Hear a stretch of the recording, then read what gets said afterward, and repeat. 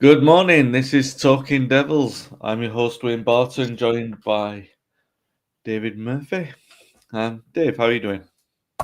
Is there not Manchester United and Ireland legend? Is that what you? Okay. All Too right. depressed. Too I guess depressed it's to just spill Dave their Murphy. ego this morning. Bank holiday weekend here. So yeah, I'm doing okay. Yeah, yeah, Considering. yeah. One of those days, unfortunately. No Paul this morning. That's probably the only way you're going to be able to tell that this isn't a rerun, considering the amount of familiar topics we'll be broaching. Manchester United 0, Crystal Palace 2. Oh dear. Okay. I made the wise decision, Dave, to tweet my thoughts after the game, which is something I've not done for a long time.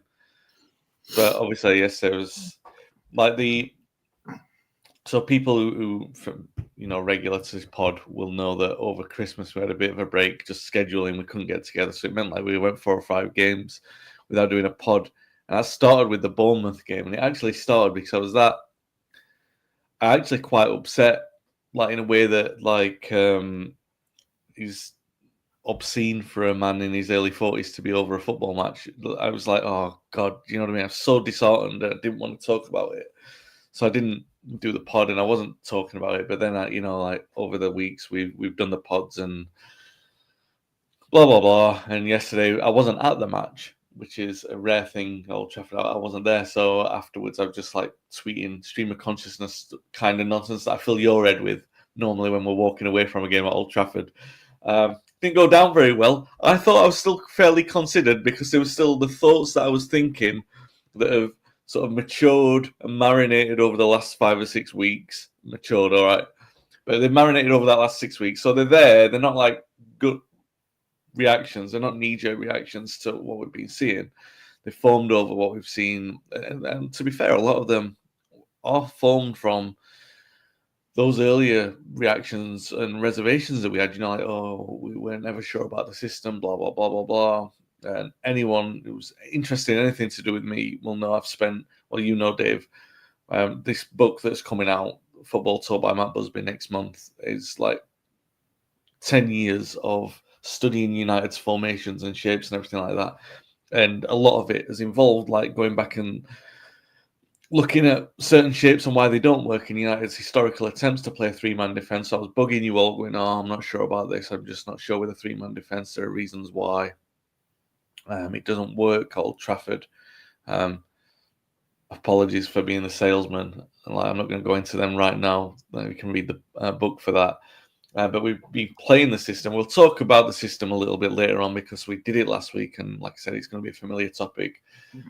But yesterday I was doing that stream of consciousness stuff, like it was all coming out on Twitter, and I'm getting a bad reaction, like saying, "Oh, you're the worst kind of fan," blah blah blah. And I'm not saying not back the manager. I still back the manager, but God, it's hard. It's hard, and I think it's the first time I've ever been this early on into a managerial reign and thought something's not right. Maybe David Moyes, there was concerns at the start, but they were more like, I hope we get over this. Whereas I didn't ever feel like there was quite such a strong conflict as I do right now. And that said, Dave, I said one thing that I say quite a lot is I'll look for green shoots. I want to see signs of progress. First 20 minutes, we played Kobe Mainu as this false nine, and the first 20 minutes, all right, it's a low bar. Aside from the away games, I actually felt it was the most vibrant that we've played under Amorim, at Old Trafford at least, for the first 20 minutes. And then the next 70 hit, and it was all familiar. We didn't create anything. We didn't respond to the setbacks. And obviously, we had the misery of the Martinez injury as well. And it was, again, another of those games where you end up going, this is one of the most dismal afternoons in the post-Sir Alex Ferguson era. What did you make of it? Well, first of all, I don't know where you get this delusional opinion that you're going to go onto Twitter and have a reasonable conversation with people. I mean, being off, not being on the pod for 3 or 4 weeks and then thinking, oh, I'll just jump onto Twitter. Seems like a sane place now after 4 weeks. You're never going to get that. Too many player FCs out there. But it's deeply concerning, Wayne, to be honest, this manager. It really is. It's deeply concerning. There's, I didn't get the Manu decision. I think he played well in the first 2 games, but he was playing more of a 10 than he was a false 9, and the shocking thing for me was how quickly Crystal Palace sussed him out and how unresponsive Amorim was to that. He just let it continue for the rest of the game. They sussed him out pretty quickly, and that's just amateur hour. I'm not going to say I'm lost for words, but I think we've got it wrong with this manager. I really do. We've 13, 14 points out of our first 14 games. That's absolutely shocking. It bothers me that we look at players like Xerxes and we go, we got it wrong with him. He's just not up to the level. Why can't we do that with a manager or a coach? It's just bizarre that here we are 14 games later, we're picking up a point a game on average. It doesn't look good for the rest of the season. And if this trend continues, are we to accept that we have a coach that refuses to change his style even though he knows these players can't play?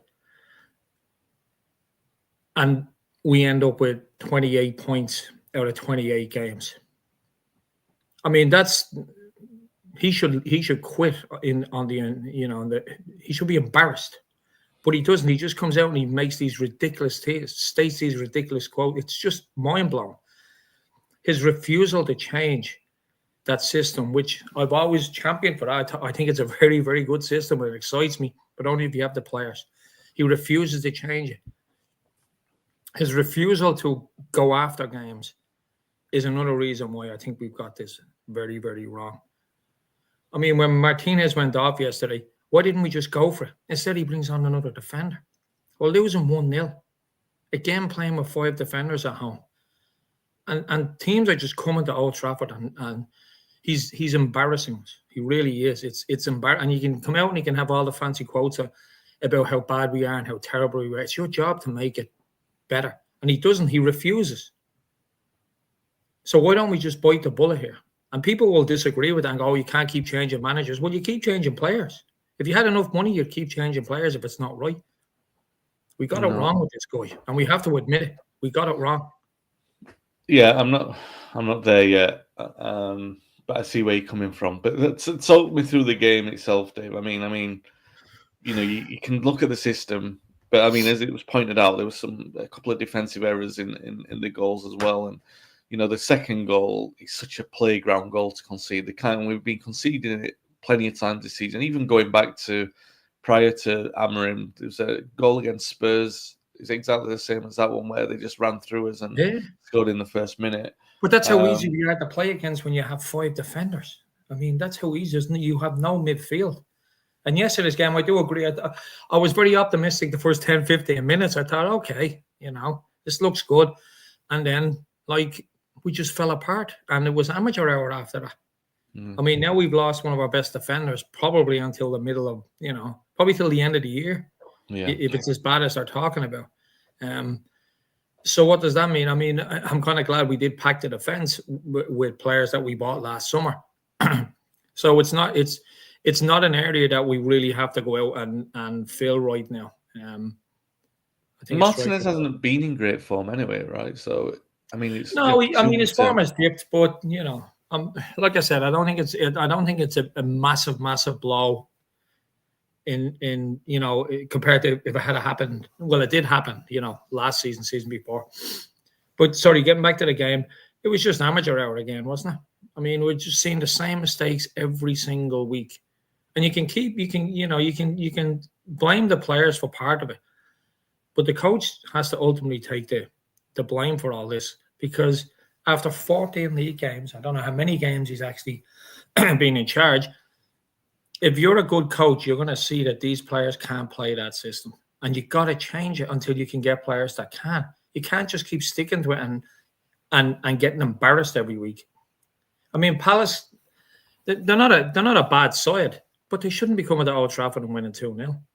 And we were just all over the place. All over the place we were. I just didn't understand him playing Manu up top like that. Yeah. It's unbelievable.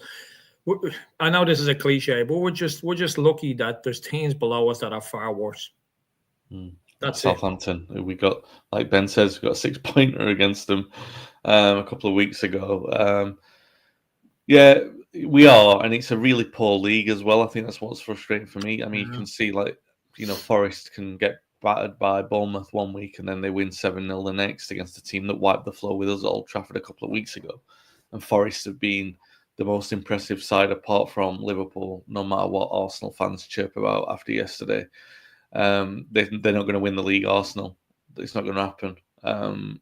So, Liverpool have been that sort of barometer of consistency, unfortunately, but it's still a terrible league. And that we are performing as badly as we are in this league is very, very ominous. And we talk about what's necessary. He said the manager, the storm is coming and we've got to weather the storm, but should it be this bad? I mean, we talked about this on, we won 2 cups recently. We finished in the top 4 a couple of years ago under Ten Hag. Under Ten Hag when we had loads of injuries, by the way, and injuries, no matter what you said, they did play a part in Ten Hag losing the faith of the squad and everything like that. But even then, his plan B, I'm not saying it was a great plan B, but there was chaos ball there and it was entertaining, and it was something to say. I'm not saying it was something massively to invest in because ultimately it proved not to be the case. But at the time, it was something. It was a different thing. It was an approach, It was like, all right, we'll try sticking Bruno at centre back and playing Gungo in extra time because that's more in tune with the United philosophy than playing 5 defenders at home. You're not going to get back into any game if you're playing 5 defenders. If you're 2-0 down, it's not going to happen. You've got to take that gamble. And there's a moment, wasn't there, when he brought the strikers on, which I thought was damning in itself. Really, he takes off Manu, which is the first confirmation that he says that's it. That part of this system hasn't worked, and he brings on those strikers who don't score goals and they weren't selected in the first place. I think Garnacho moved to wing back for the last part of the game, but again, it does nothing. It added nothing. So again, because they're that low on confidence. But what does he do from this point, Dave? Because I mean, look, we're not going to change the manager. I don't think we're going to change the manager at this point. But you can't get away from that conversation now because the results are that alarming and the performances are that alarming that you cannot just dismiss that conversation. And I get the point of saying, well, the players, blah, blah, but this squad of players hasn't been through that many managers. They've been together for a short period of time. There's been a lot of turnover in a short period of time. So then we go, and it's not like saying, oh, they all throw Ole under the bus. They didn't. 5 players from the FA Cup final are already not in the squad. The Amrabat, Wan-Bissaka, Varane, we go on McTominay. Those players are not in the squad anymore. They've gone. So, you look at it and say there's a big enough turnover. All right, you can say that you can look at the wastage in transfer spend. But I just don't know whether it was necessary to be this bad. And I look at the manager and he went nuclear last week and he said 2 weeks ago and said this is the worst United team ever. You can't go back to that well. You're not going to change your system. You can't bring in the players. I mean, we'll talk a bit later about what might happen before the end of the day today, but it's still not going to be enough to make the dramatic change. I mean, unless you're really invested in the idea that Dogu will start at left back and that balance will affect such a profound change that United's performances will dramatically improve, which I'm not completely against the theory. I'll invest in anything that gives me hope at the moment. It doesn't seem like a substantial thing, because there's nothing there that says Dogu's any better than Malacia or Shaw. Big investment, you've really got to be, the manager's judgment on this one's going to be spot on, right? And it's got to make an improvement, which is it's unfair in a sense that you don't pin it all on one manager, on one signing for a manager who's not had a lot of resources. But when you're in that situation, it does bring home your judgment even more, and the faith in that system, and you saying that this player will get us out or something. What can he do from this situation to improve it? Well, he's got to change the formation first and foremost. He has to. This team can't play that formation, and it's going to be, we're so broke. It's going to take so many. It's going to take so many transfer windows to get it right that he has to change. He just has to. We have to move back to like a 4-4-2 or a 4-3-3. This thing of 5 defenders, and especially at home, teams are just running riot on us. Yeah. And it's all down to the coach. It's not down to the players. I mean, you can blame the players for missing sitters, but they clearly can't play the system. They're all over the place. And this infatuation, every single game we're losing, to take off a defender, to bring on a defender, makes absolutely no sense whatsoever. You're supposed to be winning the game. And don't even get me started on that clown that's in goal. I mean, that first goal yesterday was deplorable. He was a statue on his line. It's ridiculous. And we still have to put up with him every single week. I doubt this manager has the mental ability to manage a club like Manchester United. And we got it wrong, and we just have to admit it and move on. Ben, basically what you're saying there, Dave, adapt the system to suit what he's got at his disposal like good and great managers of the past did. If Moyes had said some of the things Amorim has said, people would go berserk, glossy delivery, etc., lack of flexibility, not adapting to players at his disposal is potentially suicidal. Vicky says Ten Hag changed his style of play, and look how that turned out.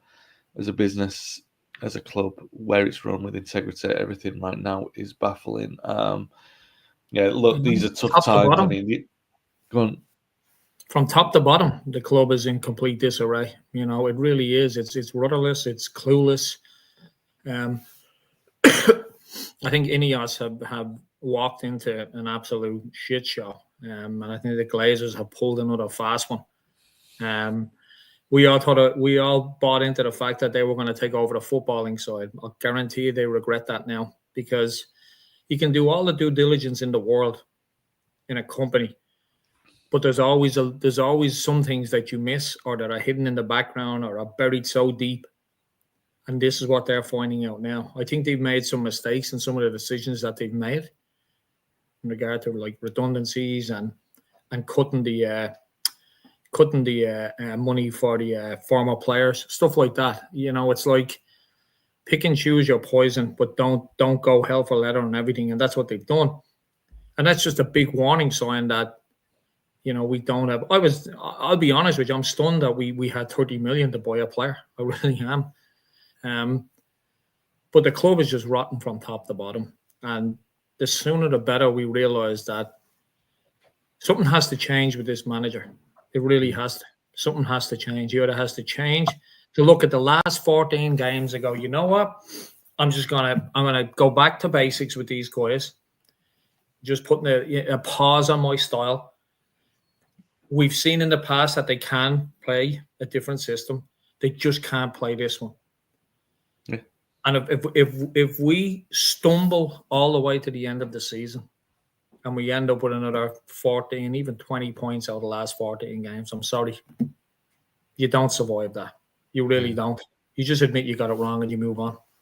Yeah, I mean, you're talking about the club with the manager, but the manager himself, you've got to sort of at some point say, you've got to adapt with what you've got. And I get I get what people are saying, blah, blah, blah, the players and all that stuff. And you can say the players aren't good enough, but you've still got to, no manager can survive 8 months of just playing a system stubbornly and allowing teams to lose games. Embarrass us. Doesn't happen like that. Yeah. Also, there's a group of players in that squad who are good. You can look at them. You can criticize the poor ones all you want, and the mentality of some of them.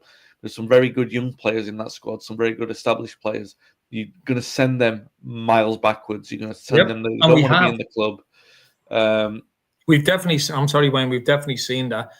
I know when Manu came back after his injury. It takes a little bit of time to ramp up.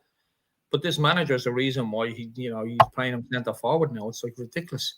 I mean, Garnacho has gone backwards. I wouldn't have been disappointed if he had sold him, because I'm just not sure where that player is right now with his head. He didn't bring in Xerxes, so he can't be blamed for that. Hoyland, who's coaching Hoyland? He's the only centre forward I've ever seen in the Premier League that can't jump. He just stands there, tries to grapple with the centre forward or centre back, and then falls on the ground. Bruno in midfield, too lightweight, constantly gives the ball away. We need him further up the pitch. I think in Euro and De Ligt, I think they are two very good signings, and they will be for the future. The only one that's benefited from this is the player we've spent seasons ridiculing, and that's Harry Maguire. He's the only player in that squad that has stepped up, because I think I've talked about this before. I think that system suits him. He was poor yesterday, though. Yeah, I mean, you can. He was, but the whole team was. But in regard to the 11 that he brings out week in, week out, Maguire's the only one that's moved forward. The rest have gone backwards.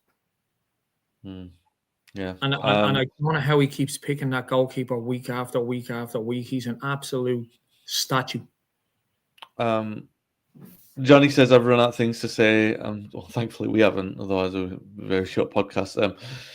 I'm tired of seeing the club in such a bad way. I'm tired of the poor performances. It's truly depressing. I watch every game expecting absolutely nothing. Yeah, I'm with you. On my Substack, I've started a Substack. Everyone, I put there's a post on there about Fergie talking about the 3-man defense. We tried it after the 1990 World Cup, so go and have a listen there. Subscription on there. It's interesting. He talks about Old Trafford being resistant to it because that kind of system, a 3-man defense, it doesn't hem defenses in. That's the language that he uses. He's saying you've got to at Old Trafford, they expect defenses to be penned in, and that formation allows certain players of the opposition too much time on the ball. And you can say about the evolution of football, but some things are still the same, and systems are cyclical like that. Sometimes they do allow certain players too much time on the ball, like operating with too many defenders for one attacker and everything like that. You're just allowing them to overload you in areas, and run through us like we did with the second goal yesterday, which we've seen many, many times this season already. Yeah. There's a few more comments to come to. Sorry, guys.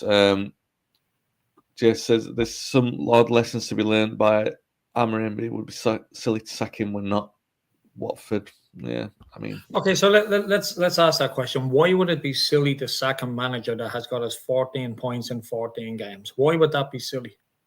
He's clearly not up to the game, and we can't keep saying that, he hasn't got his players. He's not going to have players for that system in our current financial crisis for 2 or 3 years. And do we want to do that? No. Well, I mean, these are questions. He's not up to it. He's clearly not up to it. All right. Johnny says every manager needs a plan B. Paul says Wayne, get the for those who celebrate video out now. It's not Saturday. Unfortunately, I'd be right there doing it. It's not Saturday. £200 million on new players for Ten Hag. Yeah. Vicky says what I don't understand is how are these players winning accolade after accolade in the fantasy football league? It's still never good enough. Well, Bruno's stats are good, aren't they? Hoyland asked for Van Nistelrooy. Ben says Ineos could have waited till the end of the season to change Ten Hag, didn't, and presumably they expected Amorim to improve the performance this season, not a death spiral. Ooh, that's a word. It's a phrase to use that. No, I think that's where I am with it. Like I look at the manager, the change of manager, and say, would it have been any worse than this? People say, oh, it would have been as bad, but I don't see what purpose they were coming into, like making that change. Like Vicky said in the comments earlier, you were bringing a manager, and we said this on last week's pod. You're bringing a manager who's so distinctive with his formation that you go, all right, well, you've got to back him in January then, but the resources at the club do not allow that. So you've got to have some kind of conversation where you go, I can't believe that the conversation was, considering we were close to the top four, considering how many points have been dropped from teams challenging for the top four, that you say in November, October time, when you're making that decision, we'll just throw away the rest of the season. It just can't be done at Manchester United. You can't do it because you are then saying to players, we are sacrificing 7 or 8 months of your career, a career that's short. Do you know? And all right, United obviously players have had longer stays of execution, like Dalot and Maguire, and we always said that about as well about changing the manager at that time. Different players will get stays of execution in this system, like you said, Dave. Like Maguire gets a prolonged chance because the system, not necessarily that it suits him, but A, is always reliable, and B, you need more defenders for it. So he's obviously a name that's going to get that extra stay of execution. But like Paul said on this podcast before, it's all right saying, all right, in an away game when you're under pressure, he'll shine because he's a defender who can head balls away. He's very good at doing that. But when he's asked to actually be progressive with the ball rather than just stand with it, or when teams are being dynamic around him, and big teams do it and small teams, he's just excelled in the bigger games. We struggle. And he struggles. It's not his strength. And we don't need any more evidence of that. We've seen it over 5 years. We don't need any more evidence. I don't think, I said he was poor yesterday. I don't think there's any purpose to be served in criticising him as an individual when he didn't cost us yesterday, like you said. But we all know his faults in those games, so you just get used to it. Like Dalot, you say, oh, we know what he can and can't do anymore, so you don't criticise him anymore for it. But the manager is selecting them. And the manager, like, he might have only got 2 or 3 months with them, but they're not players on a Sunday league team. They're not hiding under a radar. They've been in the public eye for 4 or 5 years. You should know how good they are or not. And that's where a lot of the frustration is when we're seeing the same mistakes made, especially in a system that doesn't seem to suit many of them. Look, these are tough times. One of the things I said yesterday was, because it always gets put to me about United in the 70s, is it as bad as the relegation season? It's already worse than the relegation season because we've lost as many games already as we did in that season, and we've lost our games more heavily than we have done. So we can win every game for the rest of the season. It'll still be as poor as that.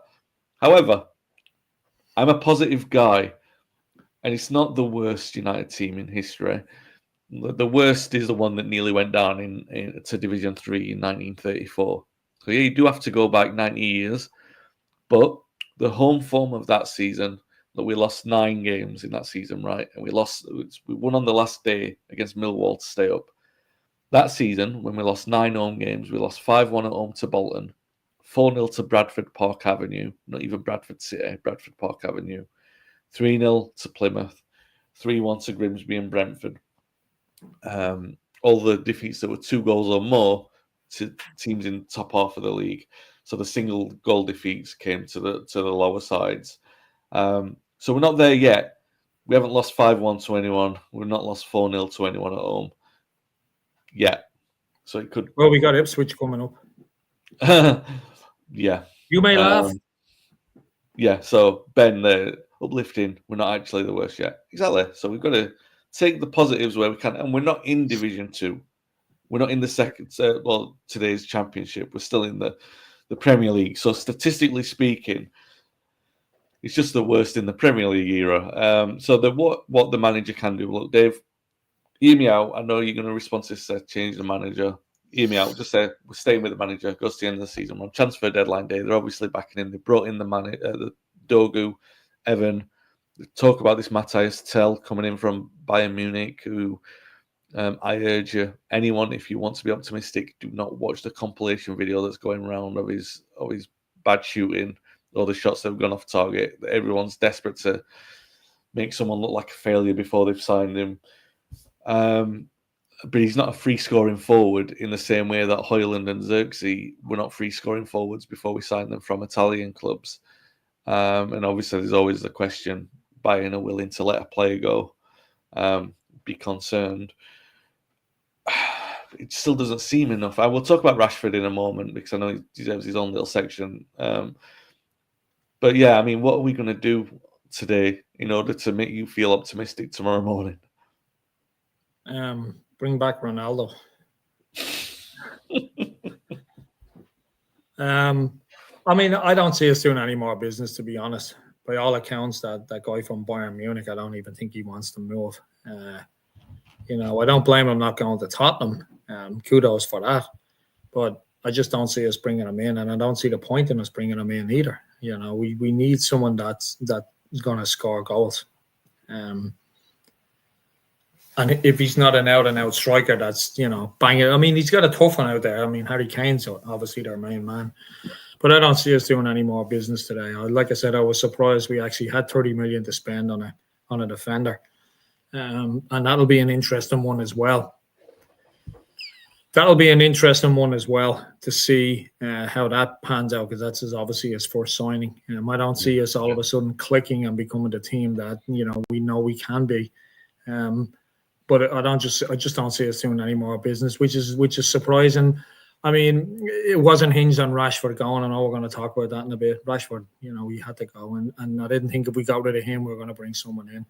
I just don't see us bringing in some of these 4 or 5 months loan deals. They're not really that great at all, are they? I mean, if we're gonna go out there and try and bring someone in, let's go back and get Woot. I mean, I take him. I take him ahead of any of the strikers we have right now. Wow. Are you being facetious there? Or are you being genuine? It's 50-50 after watching that yesterday. Yeah. It can't get any worse. Who could we bring in that's worse than these two? And I feel bad for Højlund because I think it's the system that's taking him backwards. Xerxes is a I don't know. There's flashes in that guy every now and then, but he's just not up to it. I know there's that thing where people call him trampoline foot. I mean, his touch is just unbelievable. It's terrible. His first touch is always a pass to the opposition team. That's what it is. It's just so bad.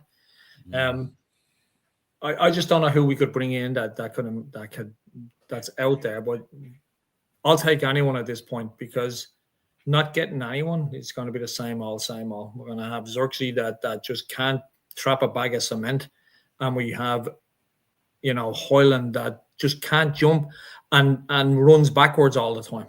As no one told him, turn around, buddy. You can go that way as well. Now, it's not. I don't believe it's all his fault. There's poor decision making in when we're moving forward, and he's just got himself into a rut because strikers only thrive on one thing. We all know that, and that's goals. But he's not been getting them, and even the chances he's getting, he looks rusty. Like Garnacho at the moment, he should have had 2 or 3 goals in the last few weeks. He missed every single one of them. It's the confidence as well is a factor. But I just getting back to the original question. I went on a little bit of a Wayne rant there. Getting back to the original question, I don't see us doing any more business today. I'll be surprised. Who knows though? Before they slam the window shut. Yeah, I mean it's a strange one, right? Because I think if you'd asked me this 6 months ago, you talk about the ins and outs on the thing, I would have said any kind of progressive long-term squad building. We can't be doing the Reguilons and Amrabats. We can't be doing it because it adds nothing. And really, as we saw with Reguilon, it means a prospect probably having a chance denied, like Fernandez. And everyone was saying, oh, you can't give him a chance. He's too lightweight, blah, blah, blah. Well, the risk you have is that player goes somewhere else. And then in 10 months' time, you're being linked with bringing him back for £15 million. Because you didn't give him the chance in the first place. They even told the same with Elanga. All right, we saw enough of Elanga to know he's not good enough to star at United. He's doing great things at Nottingham Forest. Great, by the way. And I don't know how many goals he set up at the weekend, but there was one at least, and it was a great cross that he did. But we just didn't see that at United, and we don't see it at United. He had a lot of chances at United. A lot of chances. His level is Forest, and that may sound silly because they're up in the top 4. But, every season you get a couple of teams that will hover in around there. Look, I mean, you were talking about Aston Villa winning the league last year. Now look at them.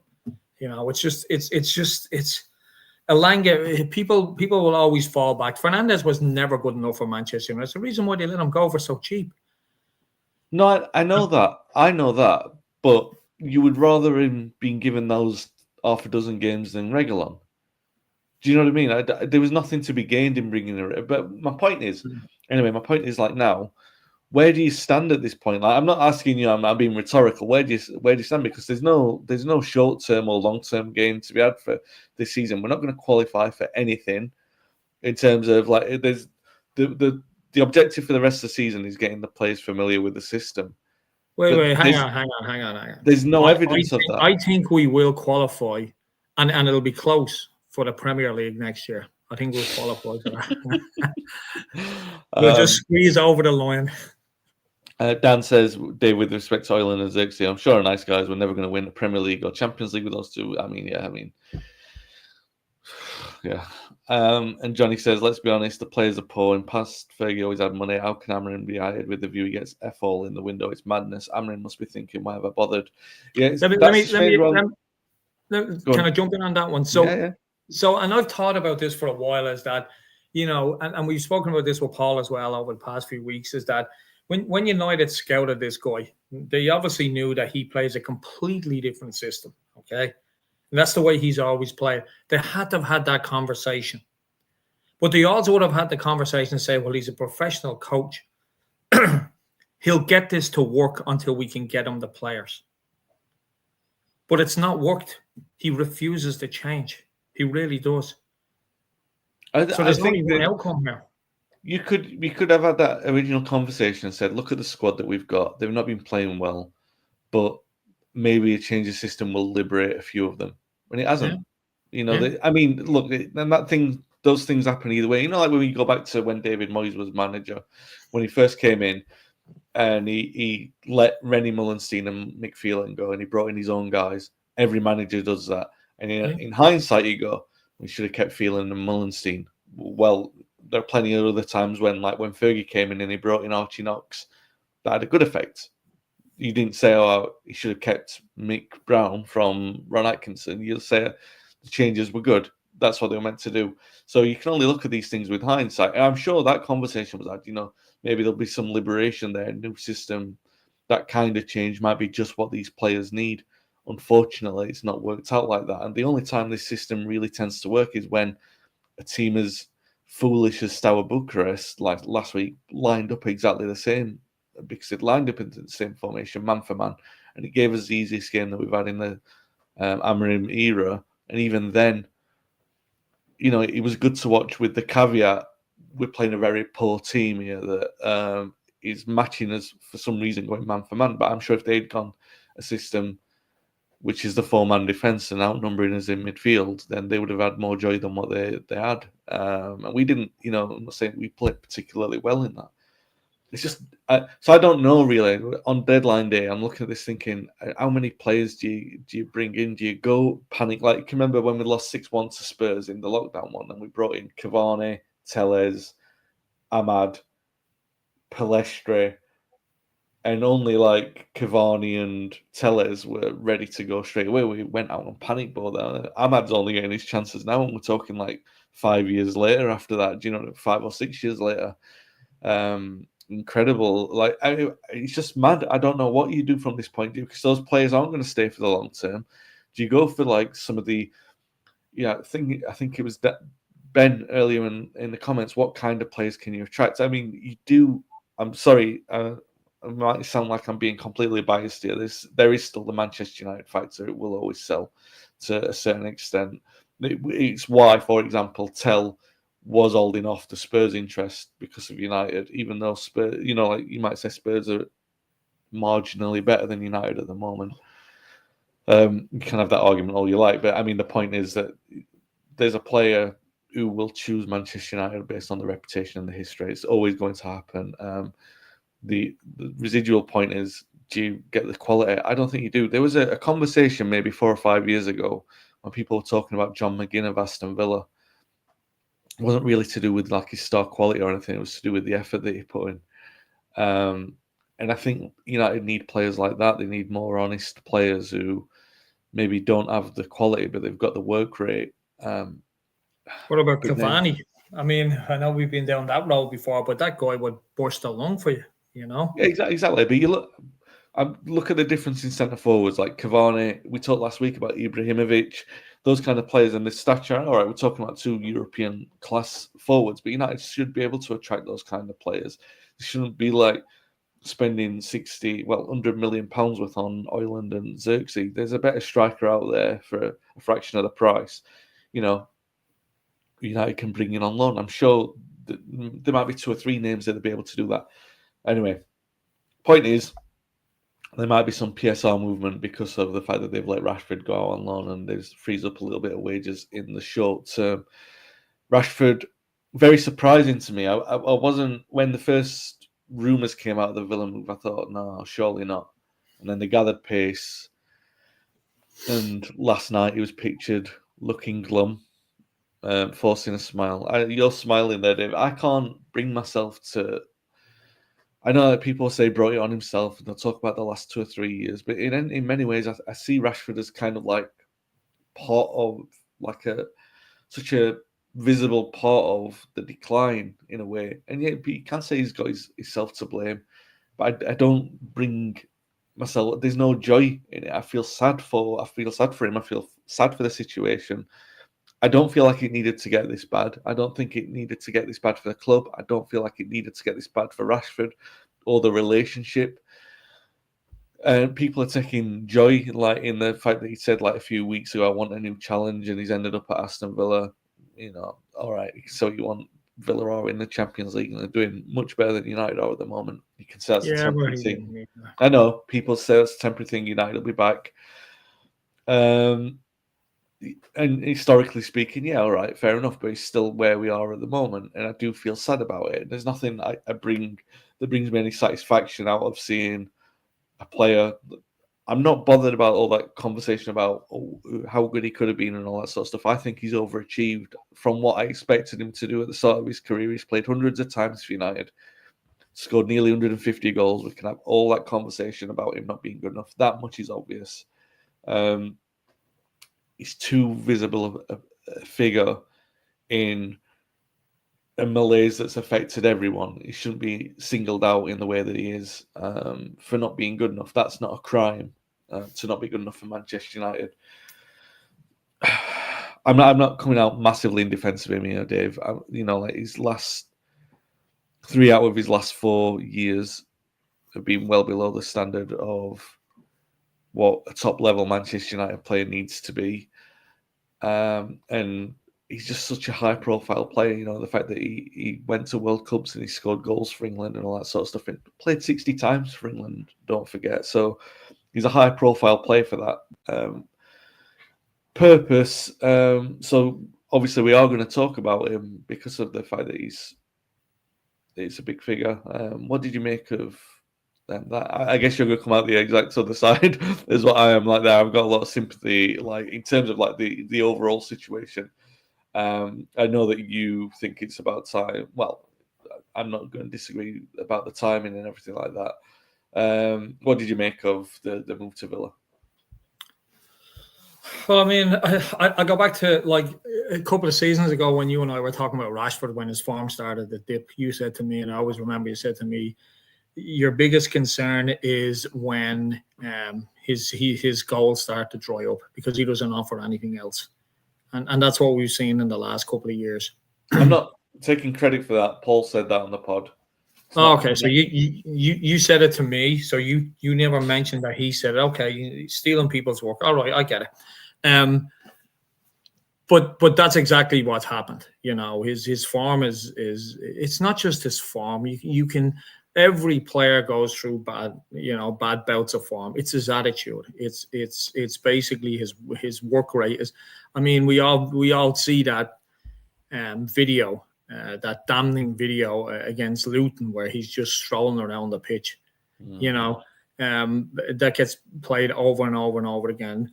The only person responsible for Marcus Rashford at Aston Villa today is Marcus Rashford. The club tried to do everything possible to get him back on form. They played him when he was really, really poor. Ten Hag played him when he was really, really poor and offering nothing. And all of a sudden, it's the club's fault. It's like the Jadon Sancho situation. They give him 3 months off to get his head together. And all of a sudden, United with a problem. Yeah. And I was going to mention the money. I mean, the money is the damning part as well. He's getting 350 grand a week to do nothing. This is the big plus from Amorim that I'll always back him on. He called him out on it. He came to the club and he said, "You are you're the focal point of this club. Everyone loves you in England for what you did through COVID. You're an English international. You're playing for the biggest club in the world. Go out and do it." And he just fell off a cliff. He just decided he wasn't going to do anything. Now we can blame a million different people for that. Oh, he has the wrong people around him. He has this, he has that. But it's down to him. Ultimately, it's down to him. He gave up, is what he did. He gave up, and he didn't give up this year. He gave up a long time ago. And the situation is sad. It really is, because he's been with the club all his life, but his attitude stinks, Wayne. It does. He put as much effort. He put as much effort into his goodbye statement as he has in the past couple of years. One sentence: I wish Manchester United the best of luck for the rest of the season. And people are having a go at the club because he went. This guy doesn't want to be there. Think of any business in the world, anything. I see my daughter's online. Any business in the world, okay? And you have an employee that puts in that effort, they get sacked. Yeah. There's absolutely no way at the beginning of all this, when he wanted his challenge. The challenge is to get up, get your ass into that club and score 30 goals a season. That's for Manchester United. When we're in the shit, there's no bigger challenge in the world. Zero. What was he going to do? Go to Barcelona or Real and win the league every year? Go to Bayern Munich? That's not a challenge. I could do that. He should have stayed in Manchester United. He should have put his head down, but he didn't want it. And he knew he had us by the kahunas because contract is locked tight. He's still getting 350 grand a week to play for Villa. There's absolutely no way, when this whole thing started, when he said, I wanted that challenge, when he went against the club and he had that interview, there is absolutely no way did he, in his mind, imagine that he will be having that challenge at Aston Villa. Not a chance. Marcus Rashford is to blame for all of this, every single bit of it. But I am in agreement with you. I think it's sad that for a club that has built its foundations on youth and the academy, it's sad that one of our own, it's ended up like this. But it was, his statement was damning. He spent more time talking about Villa, and I want to wish Manchester United well for the rest of the season. That's a Luton Town effort. That's what it was. Shocking. No sympathy at all. Yeah. And I hope that buy clause is rock solid, because we can't have him back at the club. I'm not disagreeing with the time of the exit and anything like that. I just feel like there's no need to singularize one player out when everyone has been so massively underperforming. Rashford not playing doesn't stop the rot. Do you know what I mean? The rot's there. How the two of them linked? I mean, we've got players that are bad, that are really bad, the likes of Dalot and Onana, but they're not coming out and having a go at the club and sulking. No. I'm not. They're linked in the fact that the club's a universal thing. That everything affects the running of the club. What I mean is, like, you can't come out and, like, the way that Amorim did. Like the way that he said with Ten Hag, with Sancho and Ronaldo, they were obvious polemic issues that had to be sorted. Obvious polemic issues. So Sancho, he couldn't bring Sancho back into the fold without an apology because of the fact that it would make him look massively weak when right at a critical time when he was trying to assert control over the dressing room. The Ronaldo thing, you couldn't. He was too early in the reign, and the club backed him with that. Like the club backed him and said, "All right, we'll move on, Ronaldo." I don't know. I don't think Rashford's that singular figure that you go, all right, well, you get rid of Rashford and there's a line in the sand and we can all move on from it. It is what it is. He's gone, maybe permanently. The best case scenario is that he does well. If it's an optional buy clause, Villa activate it. And you know what I mean? That nobody wants anything other than that, right? It's time for him to move on and have a new challenge. Everyone sees that. He's not going to be in a United team that wins the league. Everyone knows that. The issue that we've got right now is, like I said earlier on, the big issue that we've got at the United that nobody's even contemplating right now is asking top players to waste 6 months of their career in a system that's not going to be for the long term. Or if it is going to be for the long term, asking them to persevere and adapt themselves when they can go somewhere else and flourish. I'm talking about top talented players like Manu, Garnacho's still included because we don't know how high his ceiling is, but Mainoo's in there. Fernandez, in particular, a player who's like, his numbers are so high. All right, you can say sometimes he doesn't fit the system, but then you go like, oh, well, if he doesn't fit this system, then he goes somewhere else. Then you start having that conversation like we've had about Rashford, like about Maguire in the past, like Pogba and Martial, players who were allowed to leave for nothing. When we had conversations for 3 or 4 years, is this player worth more as an asset than he is as a player to United? And they weren't. They should have been moved on at a time when we could have got fees for them, and we didn't. And the value plummeted. You can't ask that of these players, otherwise, the financial struggle that the club's currently in will be even worse if you allow the players that have got the talent and the potential and the saleability. If they've got all these things and you're pinning your hopes on those players rescuing us, which you are doing at this moment in time, and you're not playing a system that gets the best out of them, you can't have infinite patience from players. It works both ways. We're asked there by Johnny, what system would you play? Let's get on to the point of we've got to wrap up soon. So let's talk about Leicester City at the weekend. Ruud van Nistelrooy is not having a great time there. Would we be in a worse position if we kept hold of Ruud? I don't think Van Nistelrooy was the solution for the long term.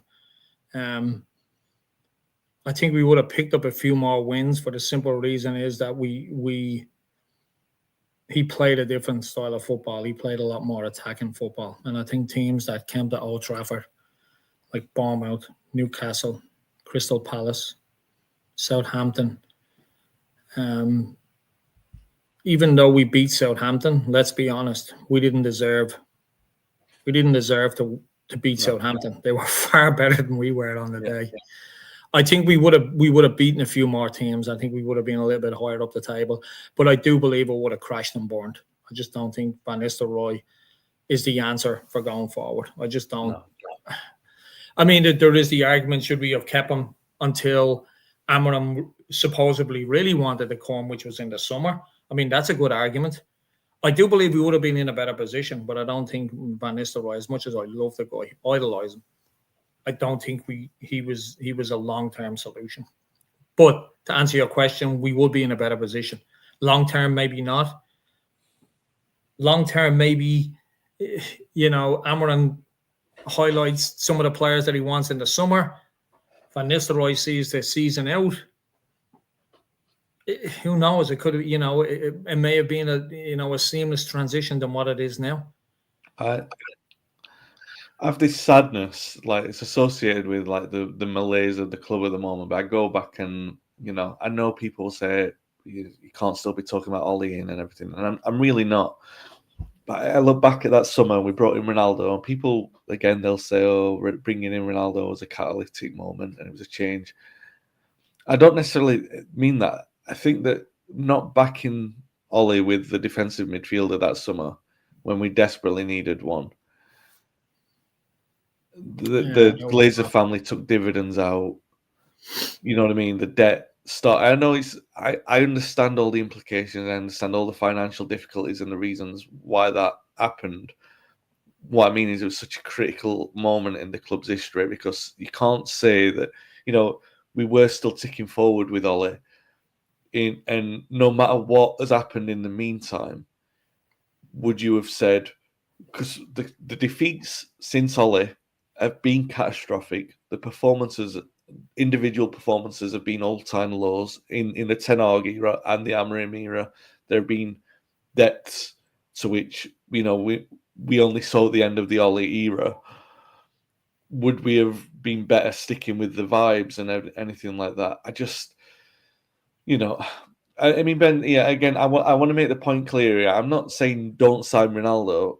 I'm definitely keep Cavani and everything like that. What I mean is like that moment where the money was available. You said no money was available, and then suddenly there was money available, and you used it to sign Ronaldo, and we didn't sign a midfielder. It just seemed like throwing away. It seemed like a care in the position that you're in at the moment, and they chose to take out the dividends and everything like that. And obviously historical as well. We're talking about I'm not talking about just that summer in isolation. We're talking about, wastage on Van der Beek, the debt that's saddled on the club and the interest that they were paying, all those kind of things that were handicapping us at the time. They all played a part. And obviously the squeeze is much tighter now, right? The squeeze is much tighter in terms of like where that money's gone, the fact that money's had to be borrowed to buy players in the future and everything like that, investing in two massive deviations of direction from Ten Hag to Solskjaer, from Amorim to Ten Hag, massive deviations, both, and saying this is a new plan that we need to get behind. I just think we were closer to anything resembling what we're supposed to be under Ollie. Do you know what I mean? And if you had 600 million to spend on a project post Fergie, it's probably that project. I don't know why. And people will say, oh, blah, blah, blah, you had the inexperience, but I still feel like we were more consistent. We played much better football, and we didn't win a trophy, but we were finishing in the top four, and we were closer to a higher ceiling than we have been at any point, because the other time it's just been up and down or not worth something that you could invest in the long term. And I'm with you. I know you've said it many times. I'm not saying that at the end, when we lost against Liverpool at home, which was a sackable result in itself, the 5-0, and we lost against City, which was in many ways even worse, 2-0, and played at a pre-season pace. Those were two of the absolute low points in United history, especially post Ferguson. That was the day that it was done, because even though if you look back at the result and it's 2-0, it doesn't matter. They humiliated us more so than the 5-0 against Liverpool. It was just because they could, and hindsight is great, but at that time it was right to sack. No, I'm not. I'm with you. I'm saying that I agree with that in the moment. And like Ben's saying there, my point is Cavani was perfect for us. We didn't win it. Yeah, Cavani was perfect at that time as well. But I think we had the buzz. We were winning last minute comeback wins in the Champions League and everything like that. Do you know there was a trajectory there that was worth investing in. And the key phrase is investing in, and we just didn't do it at that time. And I think like we took too big a derailment, an unnecessary derailment. We could have even, from where we were with Ollie, there was at least enough to sort of like say, all right, well, let's keep going and building on this, rather than like Rangnick came in and played a 4-2-2-2. It was like, no, we need to do a completely different thing. And we didn't need to do a completely different thing. But then because we did that, and then we brought in Ten Hag, it was different from Rangnick. And then we brought in... I know that I just feel everyone this morning is going to be feeling exactly the same way, that, we're no closer. And like, you want to see... The only thing that we've got from yesterday that we say is like the first 20 minutes looked better in terms of football, but we still looked toothless because Kobbie Mainoo played well and gave of himself in that system, but he's still not a number 9 and he's not a striker. No. And if we can't say that that's something to invest in moving forward, can we? It's just... Sorry, Dave. Went on one of my long rants there. I think the Kobbie situation is up there with Phil Jones on corners, and we'll just leave it at that. Yeah. Okay. Well, hopefully next week we will be talking about positive signs of a system with the 5 new players that we brought in today that all fit seamlessly in. Dogu is a revelation on the left, and that change of balance in that system completely changes what we think of it with this squad of players. And I was so wrong this morning for even suggesting Rude could have taken us for the last 6 or 7 weeks. It's a hard place to be at the moment. The good news is that it's not the worst that it's ever been. So Ruben Amorim, you can rest easy on that one. I've been in the record books. We're not the worst. Yeah, like Ben says. Yet. Not as bad. Yeah, not as bad as the 30s. My 30s were pretty good. I'm quite happy with them, but just not the 1930s for United. Cheer up, lads. We'll beat Leicester on Friday and we'll be on the march to Wembley. Stranger things have happened with Manchester United. Thanks for being with us this morning, guys. Almost 700 of you watching right now. Really appreciate that. Sorry we didn't have Paul to make it better to watch, but allowed us an Maybe hour. that's why we had 700. Yeah, I wouldn't have thought so. We'll be back next week, guys. Thanks for staying with us. Thanks for watching and listening, and stay well, stay